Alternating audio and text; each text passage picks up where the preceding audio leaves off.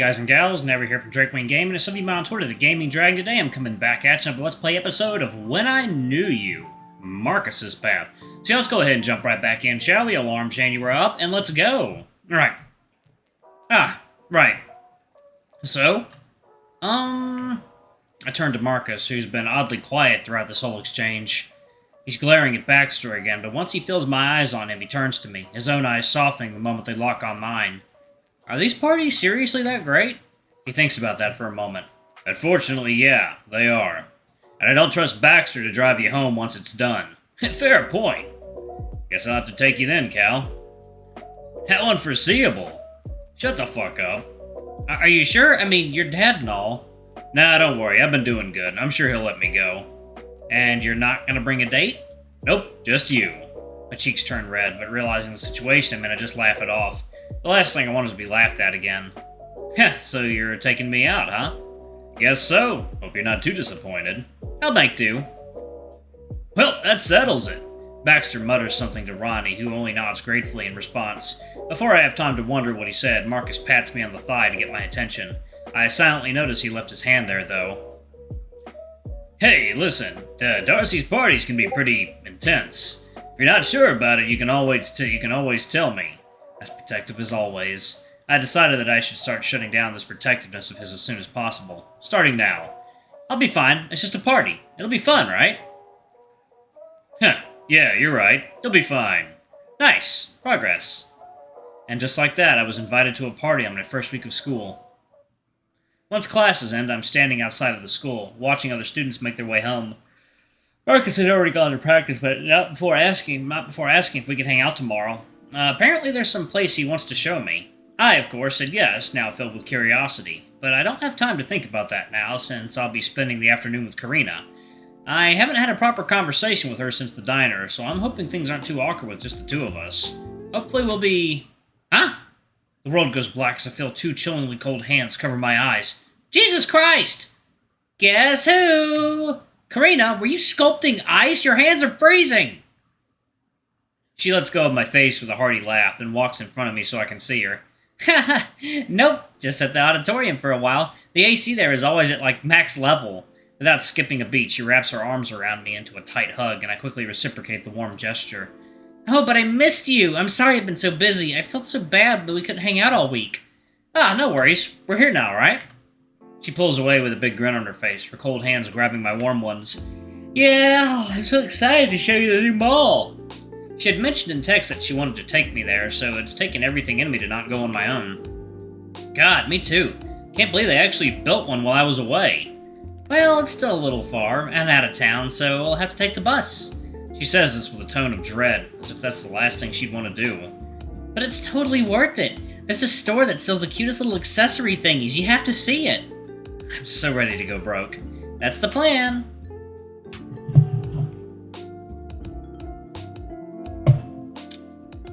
She links her arm around mine, going to make her way to the bus stop with a small spring door step.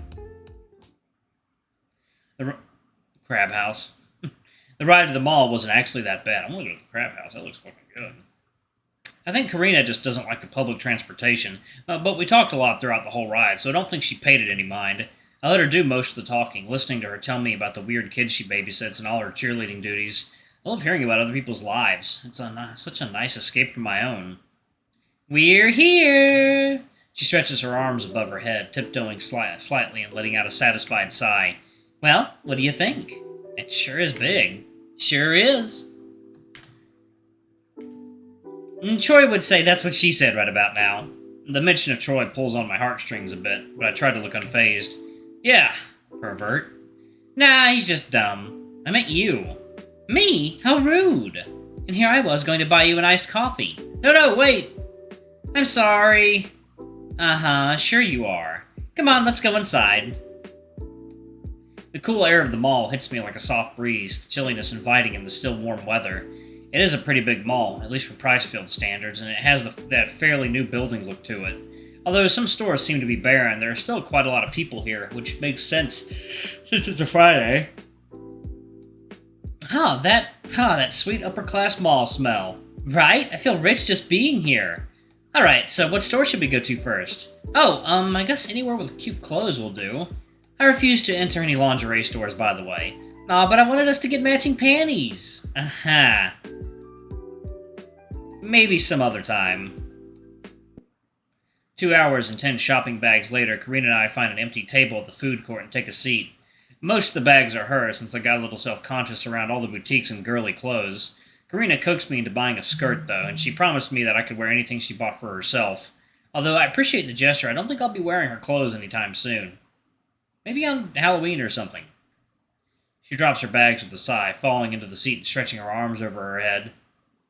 God, I'm tired and hungry. Oh my god, the cinnamon buns here are so fucking good. Do you want some? We can split a box. Hell yeah, bring 'em piping hot. For sure, I'll be right back. Take care of the bags. Oh, do you want me to go? I don't mind. Nah, it's fine. Stay here, I'll be quick. She scurries away towards the restaurant booths, disappearing in the crowd. With any moment alone, I can't help but think of how much fun I've been having since I moved back here. Life without friends in Philadelphia was a lot lonelier than I thought.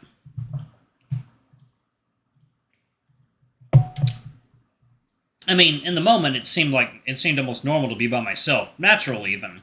It wasn't until the beginning of this week that I realized just how lonely and by effect sad I really was. For the first time in a while, I have friends and we're hanging out and having fun, and it feels unreal. And, that's right.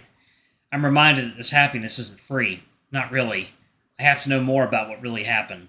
I have to question everything, even Karina. Well, you look grumpy. I snap back to reality as Karina sits down with a medium-sized box in her hands and places it on the table. Don't worry, babe. Cinnamon buns are here. She says this in a very sing-songy way, almost as if talking to a child. Eat up. They're nice and hot. Yes, ma'am. The pastry is warm, soft, and incredibly sweet. The sort of baking that you could tell is mass-produced, but oh so good all the same. God. Food orgasm! Pervert. For this? Hell yeah. We laugh and eat in silence for a bit, taking in the flavor. Not long after, though, she chimes in. So, what's on your mind, hun? What do you mean? When I came back, you looked super lost in thought. What was on your mind? Oh, I guess now is as good a time as any. Guess I was just thinking about David. What we'd do if he were here. Her expression falls, and I'm worried I ruined the mood, but it's more apologetic than upset once I notice properly. Yeah, I'm sure you really missed him, considering you guys were still dating when you left. Did you guys ever even officially break up? Oh, no, actually. I think we both just sort of moved on, I guess. That makes sense. No one knew you'd come back after all. Hey, can I ask you something? I'm supposed to be asking the questions here. Yeah, of course. Do you still love David? Huh? I mean, when you were on your way back to Pricefield, were you hoping to get back together with him? There's a strange, powerful curiosity to her voice, as if this has been on her mind for a while now. But why would it be? Seems like an important decision. I don't know. I'm honestly not sure. Maybe I was hoping we could try and, make it work again. But I know we've changed, so I can't say I'd just jump right back into his arms. But you're not completely opposed to the idea. She says this as a statement rather than a question, like she's confirming this is true. Yeah, I guess not. Yeah, I mean, I understand. Being apart for so long can make you cautious of them, especially for how long we were apart. David and you might have changed a lot, but no doubt you both still deeply care about each other. I'm sure that you two will meet again someday, and then when that day comes, you'll be able to sort out your feelings properly. Perception can be misleading after all. I hope we can see each other again. I'm sure you two will. Hey, can I ask you something now? It is water time. Alright, y'all, and we are back. Let's jump back in, shall we? Okay. Yeah, what's up? What do you know about David's habits? She's caught off guard for a second, but quickly composes herself, her expression turning somber and serious. What do you know about it? I stare back at her unwavering gaze. That he was on drugs? A silent moment passes between us when she finally speaks. Well, yeah, it's true. I think it started about a year or two ago, maybe in the middle of sophomore year. I heard he got aggressive with the football team and even with his family. An upsetting image of David getting violent with Lupe crosses my mind, but I quickly shake the thought away. David would never do that. But if you're asking me the extent of what he did, I honestly don't know. I'm not proud of this, but when he started acting differently, I started distancing myself from him. I had a lot of shit going on in my life, and I just felt like Like I couldn't be responsible for taking care of him. Not that he let me, even if I tried. But yeah, anything I know, it's secondhand. Huh. I see. Do you think Troy had anything to do with it? With what? David doing drugs? No, I mean, not really. Troy doesn't do anything other than weed, as far as I know. He told me it helps with his anxiety or something like that. The fact that David was doing stronger drugs doesn't have anything to do with Troy at all. At least I don't think so. So maybe Marcus's blame on Troy is misplaced. I kind of understand why Troy was so aggressive with him. I'll have to talk to Marcus, though I'm sure he knows to some degree. Why do you think Troy was to blame anyway?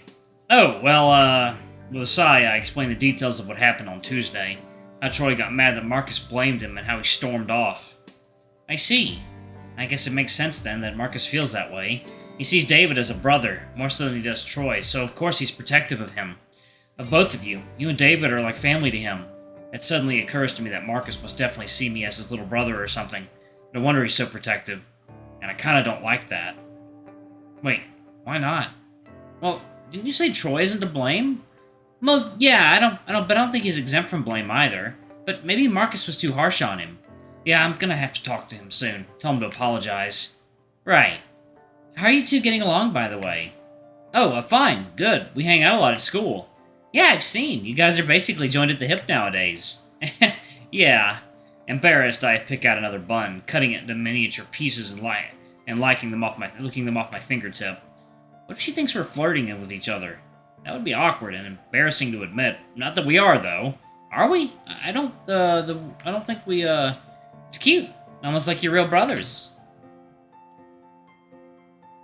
There you go. Alright, I'm gonna go ahead and pause it right there. Thank you all so much for watching. Don't forget to like, comment, subscribe, ring that notification bell. I love you all, and I'll see y'all in the next video. Bye-bye!